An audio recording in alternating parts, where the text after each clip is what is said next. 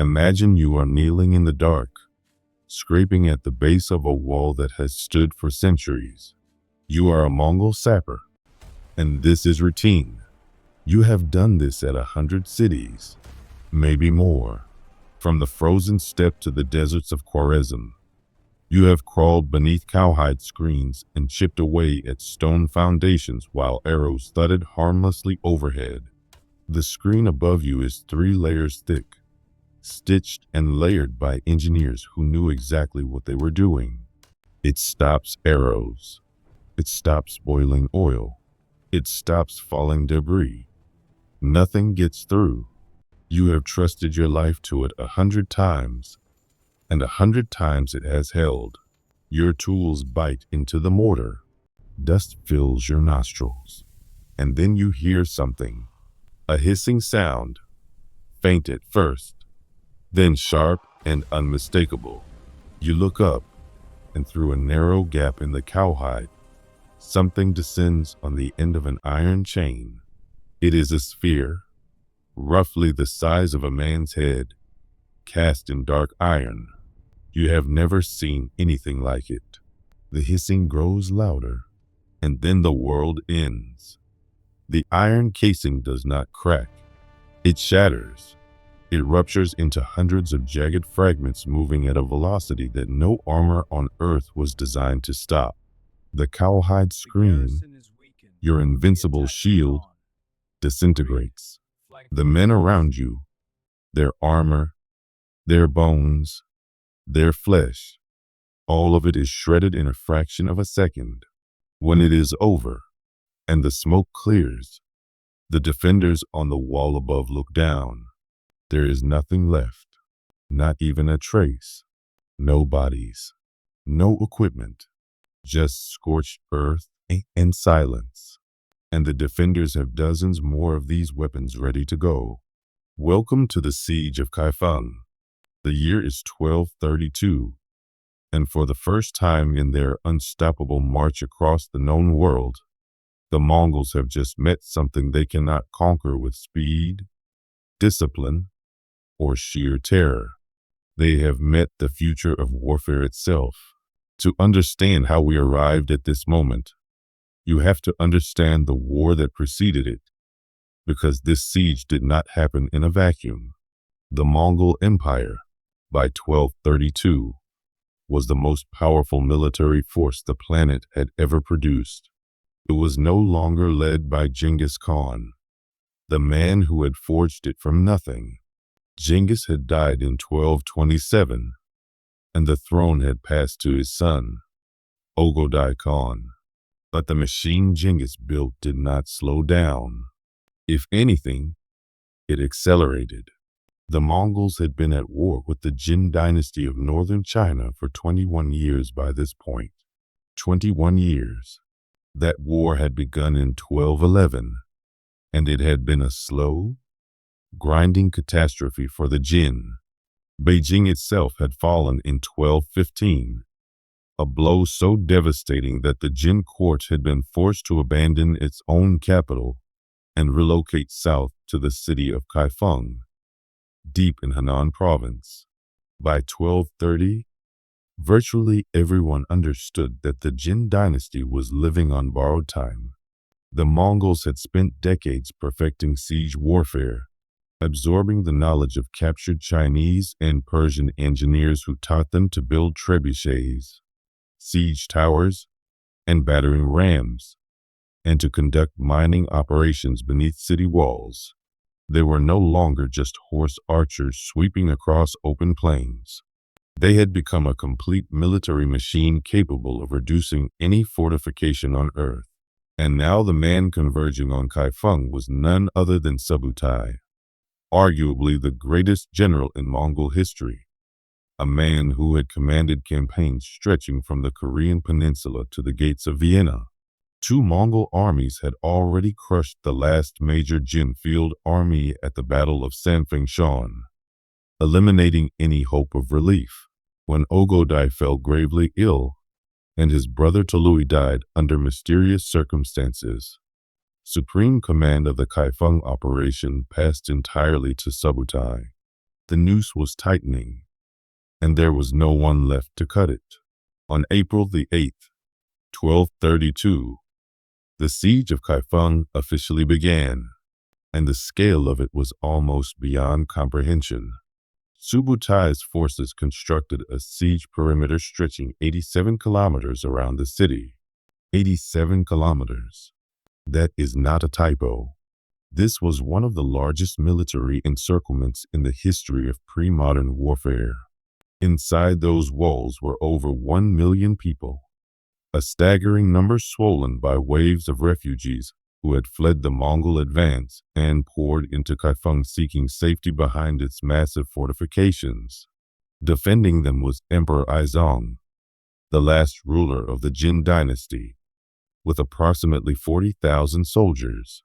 They were outnumbered, they were surrounded, and by every conventional measure of warfare that existed in the 13th century, they were doomed. Subutai knew it too. His playbook for sieges was well established by this point, refined over decades and dozens of conquered cities. You surround the city, you bombard it with trebuchets to break the walls and the morale of the defenders. You send sappers to mine beneath the foundations, and then you wait. You wait for starvation to hollow out the population. You wait for plague to do what your soldiers cannot. You wait for despair to crack the will of the defenders. And when the city is weak enough, you storm it. Subutai had executed this doctrine flawlessly across half a continent. There was no reason to believe Kaifeng would be any different. But Kaifeng was different, because inside those walls, the Jin defenders possessed weapons that the Mongol army had never encountered at this scale. Weapons that would fundamentally change the nature of the siege, and, in a very real sense, change the nature of war itself. Now, gunpowder was not new. Let me be clear about that. The Chinese had been experimenting with gunpowder for centuries. Fire arrows had been in military use since the 11th century. Soft shell bombs made of paper or bamboo casings filled with gunpowder had been lobbed at enemies for generations. But here is the critical thing that most people misunderstand about early gunpowder weapons. They were primarily psychological. They made noise. They made fire. They created smoke and confusion, but they rarely killed in significant numbers. A paper bomb goes off, and yes, it startles you. It might burn you, but it is not fundamentally different from a pot of Greek fire or a flaming arrow. It is scary. It is not revolutionary. What the Jin engineers at Kaifeng did was revolutionary. They made one critical modification, one change that seems almost absurdly simple in hindsight, but that altered the trajectory of human conflict forever. They put the gunpowder inside cast iron. The weapon was called the Zhentian Lei, the heaven-shaking thunder bomb, sometimes translated as the thunder crash bomb. And the physics of what made it so devastatingly different from everything that came before it are worth understanding. When you pack gunpowder inside a soft casing, paper, bamboo, ceramic, the casing ruptures almost immediately upon ignition. The pressure escapes outward as flame and smoke. It is dramatic, but the energy disperses quickly. When you pack gunpowder inside cast iron, something entirely different happens. The iron holds. It does not give way. The pressure inside builds, and builds, and builds, reaching hundreds of times atmospheric pressure before the metal finally fails. And when cast iron fails, it does not crack neatly. It shatters. It explodes into hundreds of jagged, razor-edged fragments that radiate outward in every direction at lethal velocity. This was the world's first true fragmentation weapon. Every hand grenade, every artillery shell, every fragmentation device used in every conflict from that day to this one is a direct descendant of what the Jin engineers built inside the walls of Kaifeng. The documented effects were staggering. Contemporary sources record that the explosions could be heard from 30 miles away. The blast radius scorched and burned everything within roughly 1/16 of an acre. And the iron shards, those jagged fragments of shattered casing, penetrated Mongol lamellar armor completely, killing men and horses alike with equal indifference. This was not a psychological weapon. This was an industrial killing machine. And the Jin defenders knew exactly how to use it. When Mongol siege engines rumbled toward the walls, trebuchets loaded with thunder crash bombs hurled them directly into the siege equipment, obliterating machines that had taken days to construct in a single detonation. When Mongol sappers crawled beneath their legendary cowhide screens to mine the walls, the defenders lowered thunder crash bombs on iron chains directly into the excavation pits. Those cowhide shelters, the ones that had protected Mongol sappers at 100 sieges, the ones engineered to stop arrows and oil and falling stone, they were shredded like parchment, and the men inside them were destroyed so completely that, as the historical sources grimly note, not even traces of the victims remained. But the thunder crash bomb was not the only surprise waiting for the Mongols at Kaifeng. There was a second weapon, and if anything, it was even more terrifying at close range. It was called the flying fire lance. Picture a tube made of bamboo or thick paper, over 2 feet long, packed tight with a mixture of gunpowder, sulfur, charcoal, saltpeter, iron fragments, and ground porcelain. When ignited, this device projected a jet of flame over 10 feet long, essentially functioning as a proto-flamethrower, while simultaneously spraying burning shrapnel into anything and anyone in its path. Jin infantry wielded these weapons like flaming shotguns, devastating at close quarters against massed troops who had no concept of what was hitting them. Each soldier carried a small iron pot filled with hot coals to ignite the fuses, turning every infantryman into a walking weapons platform. And the Jin did not simply use these weapons defensively. In one of the most remarkable engagements of the entire siege, a force of just 450 Jin soldiers armed with fire lances launched a surprise night raid directly into the Mongol camp.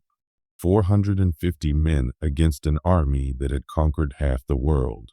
They tore through the Mongol lines in the darkness, the fire lances spewing flame and shrapnel into tents and horses and sleeping men, killing hundreds before the Mongol defenders could even organize a coherent response. 450 men, with bamboo tubes and gunpowder. The psychological impact on the Mongol army cannot be overstated. Jin historical records explicitly confirm that the thunder crash bomb and the flying fire lance were the only 2 Jin weapons that the Mongols genuinely feared. Think about that for a moment.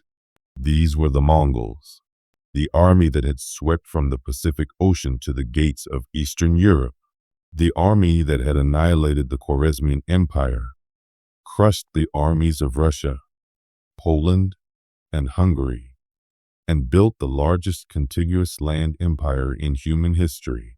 They did not fear cavalry charges. They did not fear fortified cities. They did not fear numerical superiority. But they feared these weapons, because these weapons turned their own protective equipment into liabilities, because these weapons made approaching the walls suicidal, because these weapons killed in ways that no amount of courage or discipline could counter. And so Subutai, the greatest military mind of his generation, did something he had rarely been forced to do. He adapted. He abandoned the direct assault entirely. No more sappers beneath the walls. No more siege towers rolling forward into a hail of iron thunder.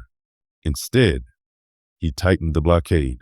He sealed Kaifeng off from the outside world and resolved to let time, hunger, and disease accomplish what his army could not.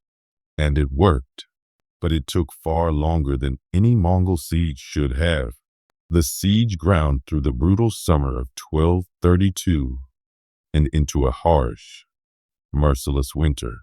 Inside Kaifeng, the situation deteriorated beyond description. Supplies vanished. The million-plus inhabitants began to starve. Plague swept through the overcrowded streets, killing thousands upon thousands who had survived the bombardment and the raids. The city that had defied the greatest army in the world was dying from the inside. By late 1232, Emperor Aizong recognized the inevitable. He could read the mathematics of starvation as well as anyone. He gathered his court and fled south to the city of Kaiju, leaving behind General Kui Li to negotiate the best terms he could. On May the 29th, 1233, over 1 year after the siege had begun, General Kui opened the gates of Kaifeng. The city fell, but the Jin dynasty was not quite finished. Emperor Aizong held out in Kaiju for 2 more years, a desperate last stand that finally ended in 1234 when combined Mongol and Song Chinese forces captured the city. The Jin dynasty, which had ruled northern China for over a century, was extinguished forever. But here is the part of this story that resonates across the centuries. The Mongols lost at the walls of Kaifeng. They won the siege, yes, through starvation and plague, the oldest weapons in the conqueror's arsenal. But they were stopped cold by technology. The direct assault failed. The sappers were annihilated. The siege engines were destroyed. And the Mongols, who were nothing if not pragmatic, learned from it. They were the greatest military adapters in history, and they did not make the mistake of ignoring what had beaten them. Within years, the Mongols incorporated gunpowder weapons into their own arsenal. Within decades, as Mongol conquest pushed westward, those innovations traveled with them, spreading through the Middle East and into Europe, transforming every army they touched. The Thunder Crash bomb did not save the Jin dynasty. Nothing could have saved the Jin dynasty by 1232. They were too outnumbered, too isolated, too far gone. But those iron spheres packed with gunpowder proved something that the world had never seen demonstrated so clearly before. They proved that even the most dominant military force on earth could be checked, could be stopped, could be made to bleed by a revolutionary leap in technology. The defenders of Kaifeng, those engineers and soldiers who lowered iron bombs on chains into Mongol tunnels and charged into enemy camps with flaming bamboo tubes, they did not know they were changing the world. They were just trying to survive one more day. But what they built inside those walls, what they unleashed on the army that had conquered everything, that was the beginning of something that would reshape every battlefield, every army, and every empire for the next 800 years and counting. The age of gunpowder warfare had begun, and the world would never fight the same way again.